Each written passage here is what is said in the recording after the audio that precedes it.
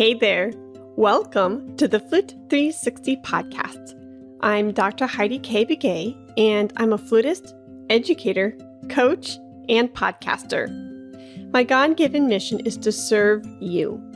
I am passionate about guiding you, the modern-day flutist, to discover your unique voice on and off the stage.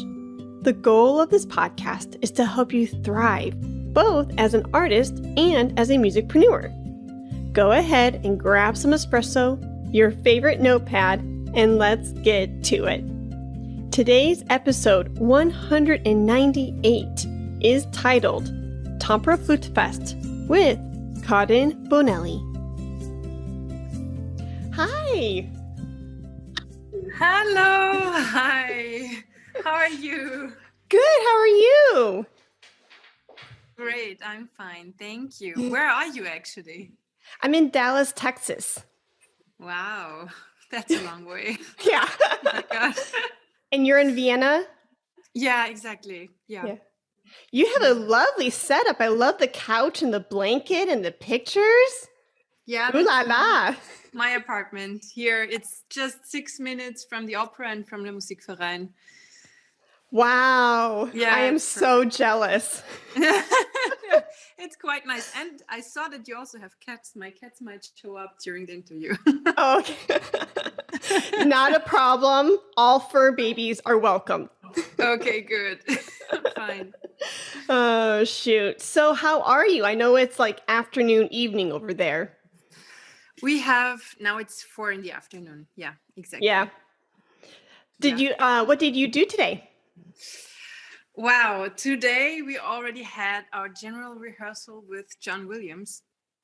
Oh, So, not so bad. not so bad. Yeah, tomorrow and on Sunday are concerts, and yeah, in the evening I'll play Salome. Oh, So that's just another day at the office. how wonderful. Yeah, it's nice. It's nice. We just came back from the US last Friday, and this week is already fully packed. Wow. Where were you in the US? We were in New York and in Naples, Florida. Okay. Yeah, Nice. it was nice. Yeah, it was real summer, and here it's so cold. Well, over here, like in the States, especially in the Midwest and Texas where I'm at, the weather is so schizophrenic. Like yesterday it was 80 degrees Fahrenheit, and today it's like 30. And it's like, wow. Come on. Pick Yeah, a season. Yeah. Yeah. It's the same here. Now it's really cold, but yeah. Yeah. So you were born in Austria, correct? I was born in Austria, yeah, near Linz. That's like 2 hours from Vienna. Okay. Yeah. Yeah. So do you still have family nearby, or have they moved? My father lives in Vienna, and my mom still lives there in Upper Austria, this 2 hours away. So yeah, I'm quite close to my family, but I don't have very much time to go home, unfortunately. Okay. Yeah, I'm sure. So when you went to Naples and New York, I'm pretty sure you've traveled to New York 1,000 times, right? Not 1,000 times. Okay. I think it was my 5th time or something like that. Okay. Yeah, Cool. but I always love to go there. Yeah. Is it the food? Is it the culture? Like, what do you love about New York?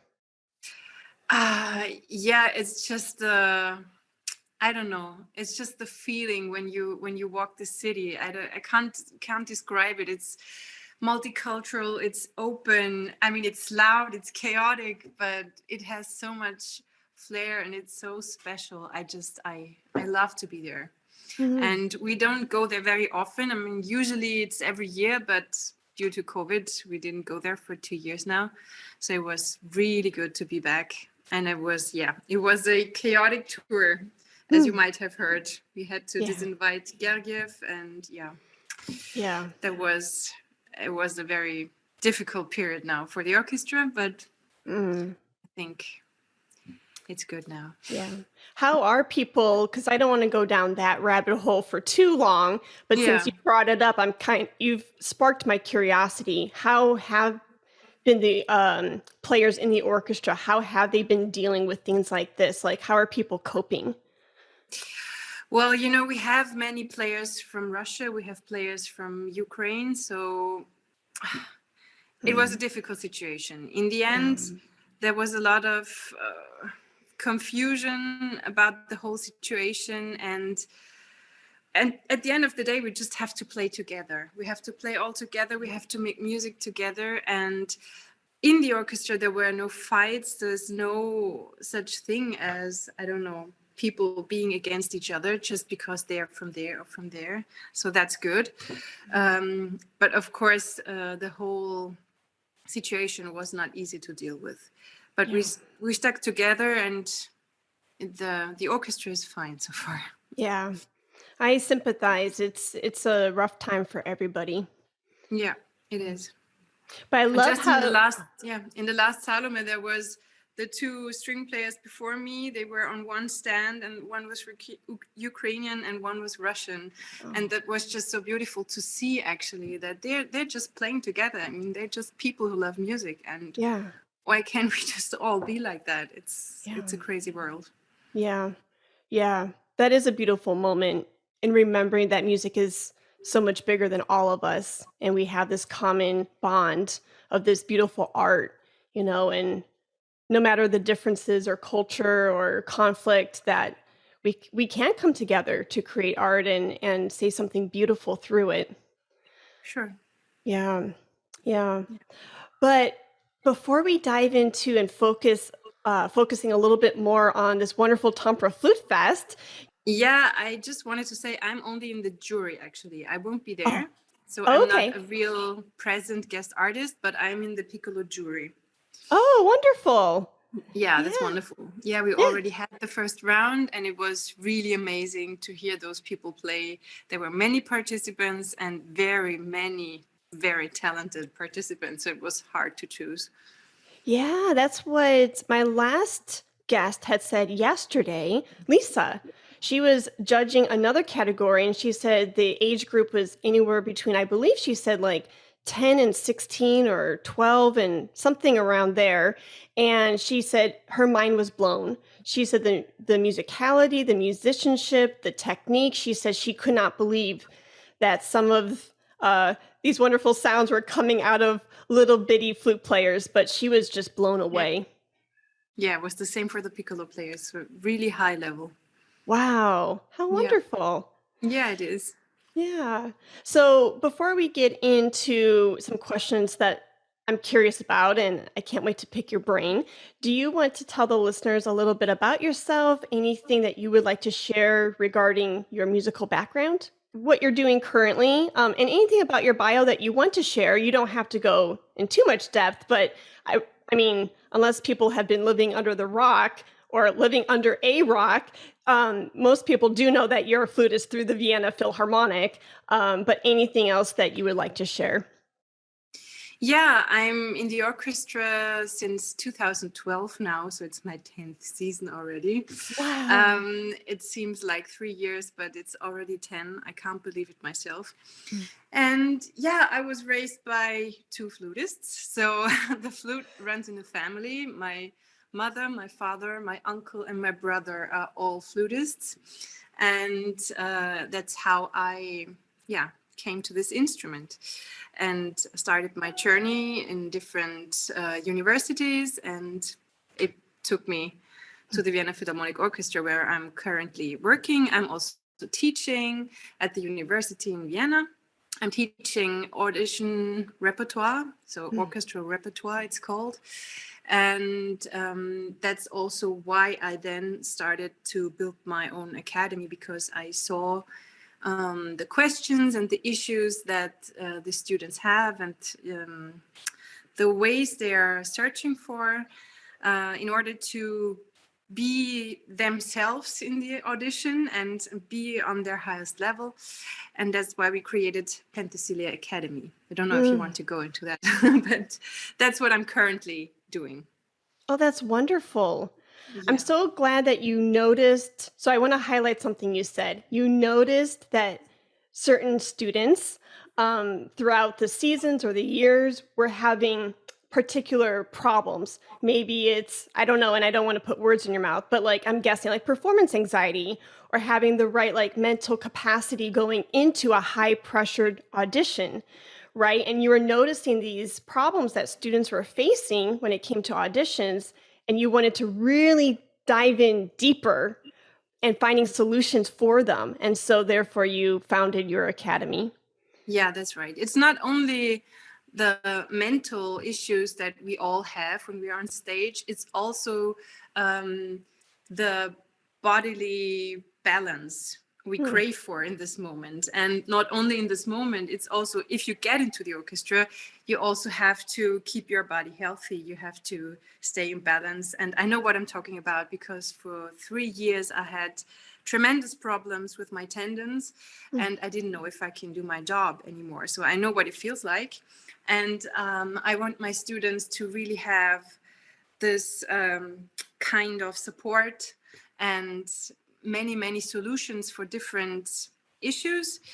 And of course, everybody's different. And so we didn't want to just put out some group lessons and tell them how to do things, but we really focus on individual lessons, not only in the artistic repertoire, which of course I am teaching, but also in the psychological and the sessions in the bodywork. They're all very individual and customized for our students. Oh, I love that. Yeah, that's so you can get into depth, really. We didn't want something superficial. Now, you can totally cut me off and say, Heidi, I don't want to talk about that, and I will not be offended. But since you brought up how you tell me, I love that. Since you mentioned that you suffered 2-3 years with issues with your hand, do you mind sharing with the listeners like how you overcame that season in your life? Yeah, there is no specific tool I can tell you which was the one that helped me then, because I did many different things. At the beginning, the doctor said it's just how do you call it, tendonitis? No. Yes, you're correct. Tendonitis. Yeah. And I felt it wasn't that, because it wasn't an inflammation. I felt it wasn't inflamed. So I went to many different people, to many different doctors and physiotherapists, and somehow I then came to Femi, who is part of the academy now. He does the body work for the academy, and he's a magician, actually. He once was a background singer with Elton John and Michael Jackson. He had an amazing career. He was a bodybuilder. He was an actor. He was everything. And then he came into Tai Chi, Qigong, Shaolin Kung Fu, and Shiatsu. And that is what he's doing. And he's really balancing the body. And I wanted my students to have that as well. So that's why he's part of the academy.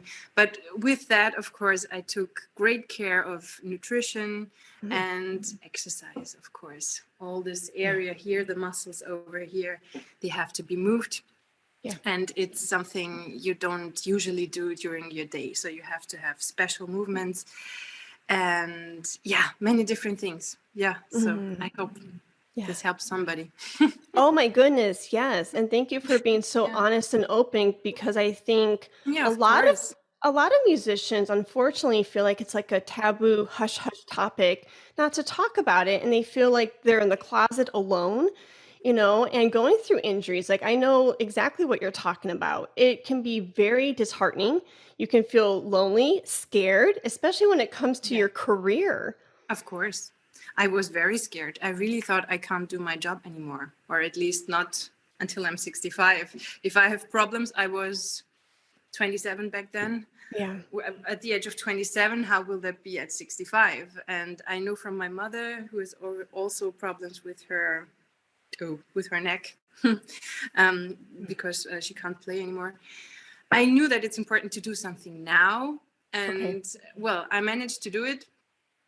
Yeah. Gladly. And I want to share this, of course. I'm very open with this because I think people have to hear it, that many of us, it's not only me, I have many colleagues who are now going to FEMI because they all have some kind of imbalance, mostly in our job because we're playing so much. The Vienna Philharmonic is actually two orchestras. We're the orchestra of the Vienna State Opera and we are the Vienna Philharmonic. We're going on tour. We're having like 3 weeks off during the year, which is beginning of July, and it's a very intense job and you have to take care of your body and of your mind too. And that's why we also share this. Penthesilea, my academy, is doing an online program now which will launch, I hope, in 2 months, where Femi will also share his wisdom online for everybody. So That's amazing. That's phenomenal. Well, I got excited with everything you said, but a couple of things. One, we're coming up to episode 200 through Flute 360. So we've been doing this now for 4 years. And I think in the 200 episodes, I cannot remember anybody saying the word magician, it really captured my ear. Yeah, that's just a nickname for him because he's very special. Yeah, that's wonderful. Well, kudos to you for having such a heart of servitude to say, here is a problem and what is the solution, and really coming around your students in such a wonderful, warm, impactful way to say, here, we need to look at the whole person, right? And that's why I'm so excited, because that's literally like the foundation of 360, is looking at the human, and of the human, it's the mind, it's the body. And then that helps the artistry, right? Yeah. And then that gets to help us what we do through our business and what we do in our career. Of course, artistic growth is always also personal growth, and it's not only mind and body, it's also spirit. And you have to take all those three into consideration in order to really grow. And sometimes it takes pain to grow. And because I can say that from this period, which was really difficult on every level, I gained so much of it. I learned so much about myself and also about the people around me, about my supporting system. And I met people, incredible people like Femi, who are now a part of my life and a very important part of my life. And I think we all have to get vulnerable, and also the teachers have to show that we're all just humans and we all have to find our way. And we can only be an example to our students if we also show our whole being. If we only show what we can, then they also miss out on something they could learn, maybe. I don't know. It's just my point of view. No, I completely agree. And it's really interesting. I did not plan for this to happen, but within all 4 Tampere interviews these last 2 weeks, everyone has used the word vulnerability, being vulnerable. And that's really interesting because I love connecting dots. Do you know what I mean? If like people from across the globe, whether from Austria or France or England, and we're all saying the same thing, there's something to that. There should be something where some part of us kind of perks up and says, wait a second, Karin said this and Sebastian said this. And do you know what I mean? And so it really, no, I couldn't agree more. Yeah. And it's interesting how everybody is kind of touching on that subject. Yeah, it's also opening up now a little bit. I have the feeling in general in the musical world that people are opening up more. It's not anymore this kind of perfect picture thing, but that it gets really more human now at the moment. It's a very special moment in time for us artists, I think. Also, maybe because everything that's happening around us in the world, maybe that gets us closer together. I don't know. No, I completely agree. Do you think it was the pandemic, like only 2 years ago, that made us start talking about these things? Or do you think there was kind of a wave that was setting us up for this? But because I completely agree, like being a student, like even like 10, 15 years ago compared to now, I mean, when I was 18, 19 years old, working towards my undergraduate degree, even 15 years ago, it felt very like, you know, very formal, and here's, the facade, and very traditional. And even in my last degree, I think I started seeing things shift where we were talking about health more, and there was more of this vulnerability aspect to it within probably the last 5 years. So maybe around like pre-pandemic, pandemic, this door started opening. I can't tell the moment when it did, but yeah, definitely this time during the pandemic where everybody was more alone with himself or herself, it gave us time to reflect, and maybe it also opened some additional doors. But I think that the whole movement, if you call it like that, started already before, as you said. I don't know, like, yeah, maybe 5 years ago, I can tell. Yeah. It makes you think, because you're right. Like we are seeing the winds of change happen like right before our eyes. And I think it is a really exciting time. It is. Cool. So the one thing, well, I want to circle back to your academy again. If there was a flutist out there or a musician out there listening to this conversation and they're thinking, oh my goodness, like how amazing, like she opened up her own academy. I want to do something similar. What piece of advice would you give this person if they have an idea in their, in their noggin, and they're thinking, ooh, I would like to implement this, but I just don't know how? Any advice around that? Do it anyway. Do it, of course. Everything that comes to you as an idea is maybe something you should do. I don't know, but be careful because it's a lot of work. Much more than I thought it to be. And I have a very, very nice team now helping me. We're now, it's not only my partner, Markus K., who helped me start this thing, but also another person who's helping us now, but it's still a lot of work. Advice, I don't know. If you do it wholeheartedly, it's gonna be great. Yeah, but you have to put a lot of time, love, and effort into it. And I think that everything that opens musicians up more to this holistic view helps us all, actually. Helps the musical world in general. So I would encourage everybody to do something like that. Oh, wonderful. Yeah, just do it. A lot of times I say you have to just rip off the Band-Aid. Yeah, and if it doesn't work, it doesn't work. So we now had our first year, and we had feedback questions for our students, and they were so amazing. Because I'm honest, I was exhausted after the first edition because it was just so much work, and I loved it. I enjoyed it so much, but after this week, I was just, and then the season started at the opera. And then came the feedback from the students, and it was so amazing and heartwarming that how they said that it's so good to have a place where you can be yourself and where you can learn so much about really a specialized thing like audition training, and to have this holistic view with all the other people involved.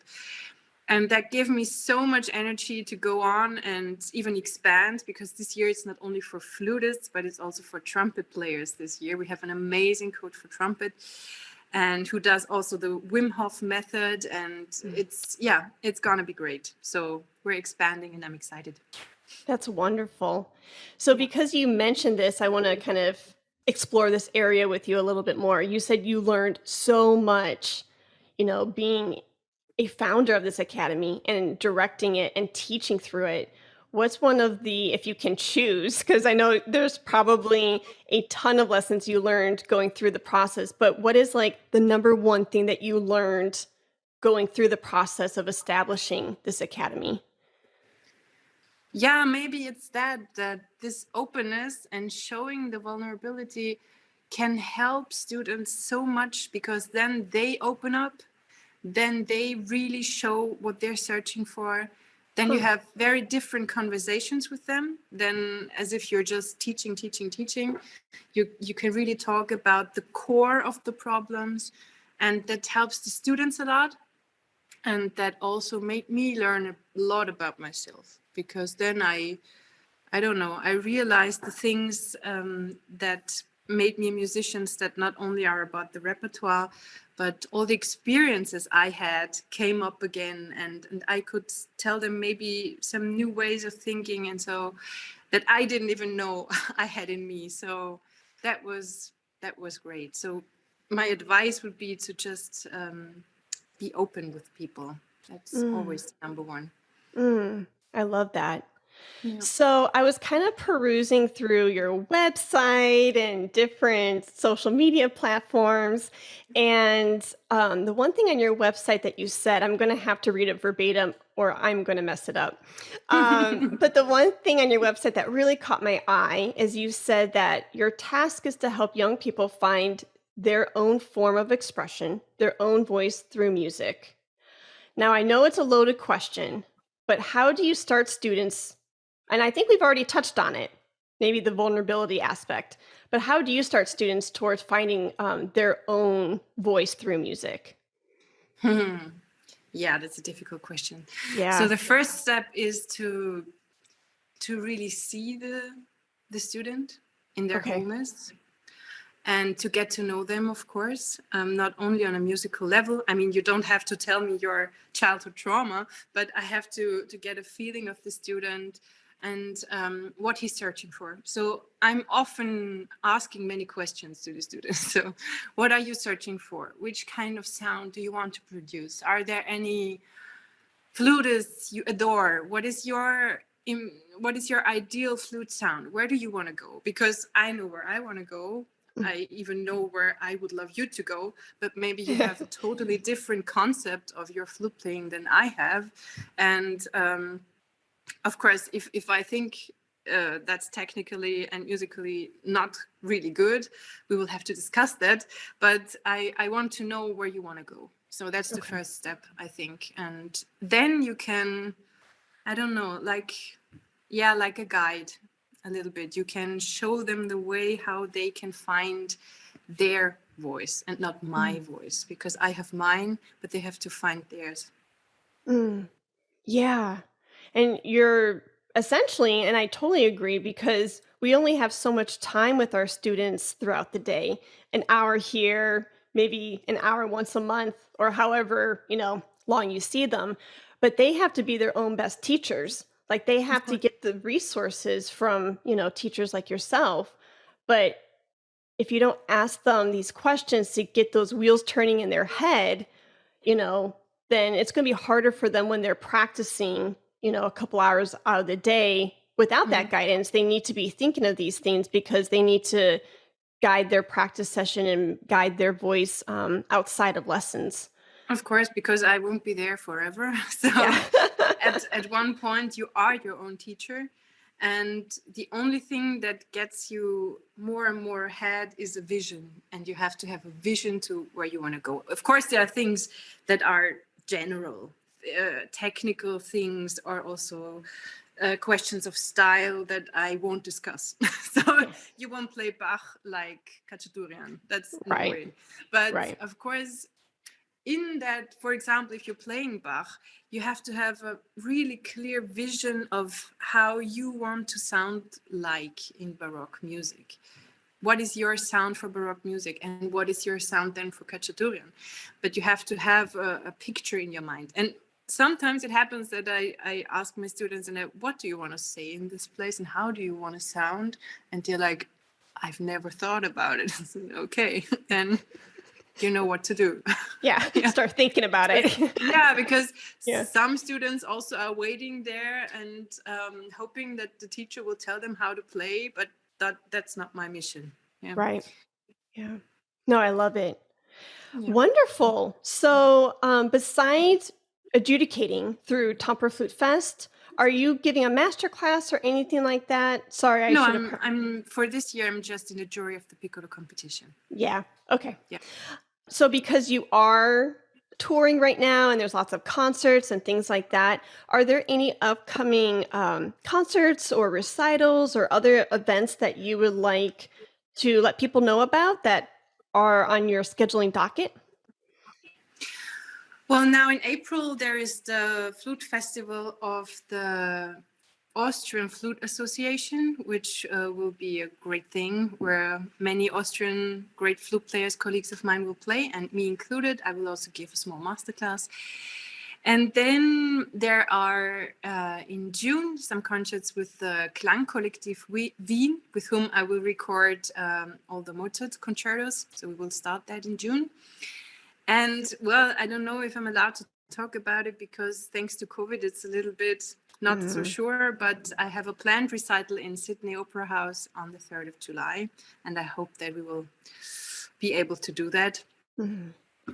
And then we have the Salzburg Festival, of course, and then it's already Academy. End of August, we're starting on the 27th of August until the 5th of September. Wow. Those are next big projects. Yeah. Wow. How amazing. So I know that we've talked about a lot today, from the festival to your academy to finding your own artistic voice. Is there anything that we kind of left out that you want to bring up? Like, is there something that you're really passionate about and you just want to shout it out from, the rooftops? Because I would hate to end this conversation and you're like, oh my gosh, Heidi, I wanted to talk about ... So yeah, any last sentiments that you want to offer the listeners? I think we've touched on many, many things. It was a quite intense conversation for that short time. We were going deep and I love that.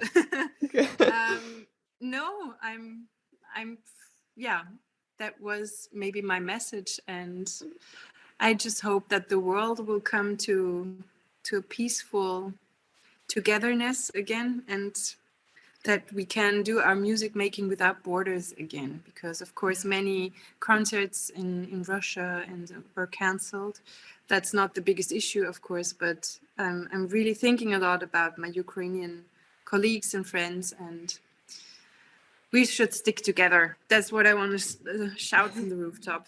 That's all. Thank you. Yeah. Thank you. Well, I so appreciate your time and your expertise, and thank you for sharing your wisdom with us. And we don't take it for granted. Thank you so much. I enjoyed it a lot. Thank you. Thank you so much for tuning into today's episode. I hope that the content has served you well. The thing that I would love for you to do right now is go to my website at HeidiKaybegay.com. That's HeidiKaybegay.com. Go to the right-hand side of my website and you will see a tab called Subscribe. Click that bad boy and type in your information. The reason being is because I send out a weekly newsletter and it's jam-packed with value. These past 2 months alone, I have sent out discount codes on my friends' classes. I have sent out links to free ebooks and so much more. So if you're not on that newsletter, then you can't get those perks and discounts, links and codes. So go to HeidiKaybegay.com, join that mailing list, and I can't wait to see you there. Thanks. Let's talk about flute.